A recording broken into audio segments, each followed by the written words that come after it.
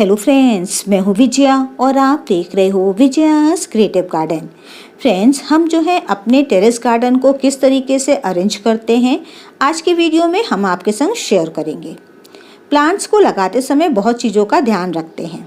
ये दोस्तों चीज़ें हम 1 या 2 साल में नहीं सीखे हैं बल्कि कई साल में सीखे हैं। और हम टेरेस गार्डन की अपनी सेटिंग्स को पूरा लगभग 2 बार तो साल में चेंज कर देते हैं। तो सबसे पहली चीज़ हम ये ध्यान में रखते हैं कि किस प्लांट को कितनी सनलाइट चाहिए। जिन प्लांट्स को अधिक सनलाइट चाहिए उनको एक तरफ कर देते हैं और कम सनलाइट वालों को अलग कर देते हैं, क्योंकि टेरेस में ही ऐसी भी जगह हैं जहाँ पर कम धूप भी आती है, तो उन प्लांट्स को उस जगह शिफ्ट कर दिया जाता है। दूसरे नंबर में हम ये देखते हैं कि एक वैरायटी के प्लांट्स एक ही जगह रहें। जैसे कि अगर मेरे पास लेंटाना है तो सारे लेंटानास एक जगह रहें, एडीनियम सारे एक जगह रहें। इससे दोस्तों प्लांट की केयर करने में हमें आराम रहता है। सपोज़ अगर लेंटाना के साथ कोई प्रॉब्लम आई, मिली बग्स वगैरह लगे, तो जितने भी लेंटाना हैं वहाँ पर मेरे चाहे किसी भी कलर के हों सबको मैं चेक कर लेती हूँ। एडीनियम्स में जो है वो अगर कोई प्रॉब्लम आ रही है कि पानी रुक रहा है तो वो सबको मैं देख लेती हूँ। उसी वैरायटी के प्लांट एक साथ लगाने में दोस्तों केयर करने में ज़्यादा आसानी रहती है, तो इस चीज़ को भी आप कर सकते हो। लेकिन इसके साथ जो है सनलाइट का भी ध्यान रखते हैं। तीसरे नंबर में दोस्तों ये भी ध्यान रखते हैं जब सेटिंग चेंज करते हैं तो उस समय जो भी प्लांट खराब हो रहा होता है उनको पूरी कोशिश करते हैं हटा दें। मैं अपनी बहुत ज़्यादा एनर्जी उसको दोबारा से रिवाइव कराने में नहीं लगाती हूँ। तभी लगाती हूँ जब मैं देखती हूँ वो प्लांट जो है बहुत महंगा है या बड़ी मुश्किल से मुझे अवेलेबल हुआ है। जो प्लांट्स ईजिली कटिंग से ग्रो हो जाते हैं या फिर सीजनल प्लांट्स हैं, हर बार आप बीज से उगा सकते हो, उन सबको मैं तुरंत हटा देती हूँ, क्योंकि मुझे लगता है जितनी एनर्जी मैं उसको ठीक करने में लगा रही हूँ उससे बेटर है कि दूसरे प्लांट्स की केयर करके उनको हेल्दी बनाए रखो। 4th नंबर में ये चीज़ ध्यान रखते हैं कि एक तरीके के गमले या फिर ग्रो बैग्स एक साथ रहें, उससे दोस्तों थोड़े से सुंदर लगते हैं। हाँ, कभी कभी ऐसा होता है कि अलग टाइप का भी गमला आ जाता है। वो इस कारण होता है दोस्तों क्योंकि वो प्लांट्स को हम मिला रहे होते हैं कि एक तरह के प्लांट्स एक साथ रहें, तो उस चक्कर में कई बार जो है एक डिफरेंट गमला भी लग जाता है। जैसे अगर मेरे सारे ग्रो बैग्स हैं तो सब मैं एक तरफ रख दूंगी और कोशिश करूंगी एक साइज़ के भी रख दूं।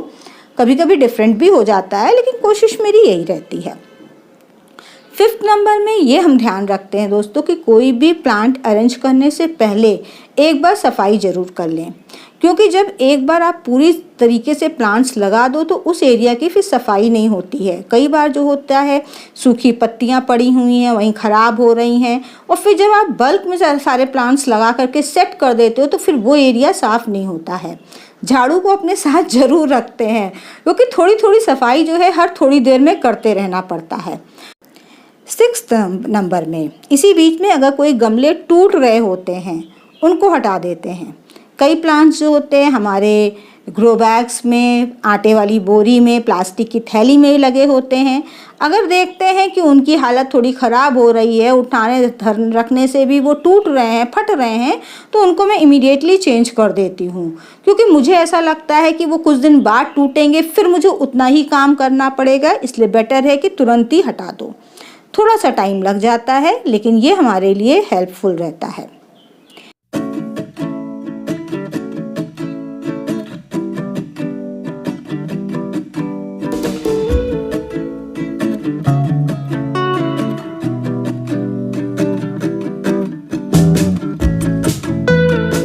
नेक्स्ट नंबर में टिप ये है कि कभी भी एक साथ सारी सेटिंग्स एकदम से चेंज नहीं करते हैं।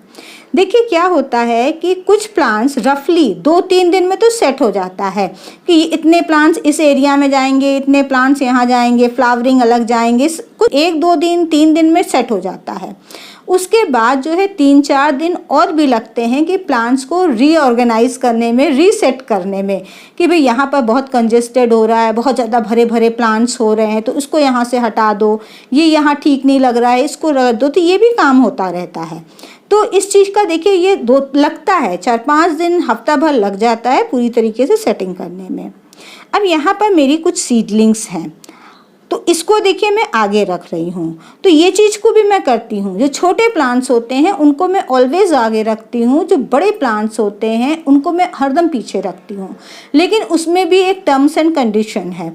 जैसे कि छोटे प्लांट जो मैं आगे रख रही हूँ, यहाँ पर मैं जान रही हूँ यहाँ पर कम धूप लगेगी और वो मेरी सीडलिंग्स हैं, उनको ज़्यादा धूप नहीं चाहिए। तो बड़े प्लांट्स की कहते हैं ना छत्र छाया में, मैं उनकी शेड में उनको रख रही हूँ कि सुबह के समय की उनको थोड़ी बहुत तो धूप अच्छी खासी मिल जाए 2-3 घंटे की, फिर वो बड़े प्लांट्स की शेड में आ जाए। लेकिन बड़े प्लांट्स ऑलवेज पीछे की साइड, वेस्ट साइड में रखें, जो आपका वेस्टर्न हिस्सा है, तो ज़्यादा आराम रहेगा आपको। नेक्स्ट नंबर में टिप हम आपके संग ये शेयर करेंगे कि आप जहाँ जो भी प्लांट्स लगाओ तो ऐसे अरेंज करो कि हर प्लांट आपकी पहुंच में रहे। मतलब ऐसा ना हो कि आप प्लांट सब गचड़ पचड़ करके लगा दिया, फिर आपको जो है प्रॉब्लम हो रही है, पानी कैसे दें, आप उसमें खाद कैसे डालें। मेरे किसी व्यूअर फ्रेंड ने भी पूछा था आप खाद कैसे देते हो। तो दोस्तों सभी प्लांट्स जो हैं ये मेरी पहुंच में रहते हैं। सब प्लांट्स को मैं ऊपर नीचे करके ऐसे शिफ्ट करती हूँ। आपको देखने में नहीं मालूम पड़ रहा होगा, लेकिन सब प्लांट्स जो हैं मेरे पहुंच में रहते हैं। नेक्स्ट टिप दोस्तों, मैं ये ध्यान रखती हूँ कि जो भी मैं अपने प्लांट्स अरेंज कर रही हूँ वो ऐसा नहीं रहे कि जो फैमिली मेंबर आते हैं उनको मूव करने में, बैठने में कोई प्रॉब्लम हो। प्लांट्स मेरे आराम से ग्रो होते रहें, फैमिली मेंबर्स को टहलने की भी जगह मिलती रहे। इसके बाद एक चीज़ और ध्यान रखते हैं कि अगर मेरे टेरेस गार्डन का काम बढ़ रहा है तो जो घर के काम होते हैं उनको थोड़ा सा शॉर्टकट कर लेते हैं, क्योंकि जानते हैं कितनी एनर्जी मेरे पास है। मुझे दोनों चीज़ों को बैलेंस बना के चलना है, घर के भी काम करने हैं और टेरेस की सेटिंग भी चेंज करनी है। तो इस चीज़ को समझ लेते हैं कि एक हफ्ता मेरे पास काम ज़्यादा पड़ेगा, तो उस समय मैं घर के केवल बहुत ज़रूरी काम को ही निपटाती हूँ। साथ में इस बार थोड़े प्लांट्स मैं कम कर रही हूँ क्योंकि टेरेस मेरी छोटी है। इसी में मुझे अपनी कंपोस्टिंग की भी जगह निकालनी है और इसी में जो है मुझे अपनी सीडलिंग्स लगाने का और कटिंग्स ग्रो करने की भी जगह चाहिए। ऐसा ना हो कि हर जगह प्लांट लगा रहे, आपके पास कंपोस्टिंग की जगह नहीं है, पुराने गमले चेंज करने हैं, मिट्टी रखनी है, इन सब की जगह ना हो। तो इनका भी ध्यान रखना है। तो फ्रेंड्स ये सब मेरी टिप्स थी जैसे कि मैं अपने टेरेस गार्डन को ऑर्गेनाइज करती हूँ। पसंद आया हो तो लाइक कर देना, मेरे चैनल पर नए हो तो सब्सक्राइब भी कर लेना। फिर मिलेंगे, तब तक के लिए गुड बाय।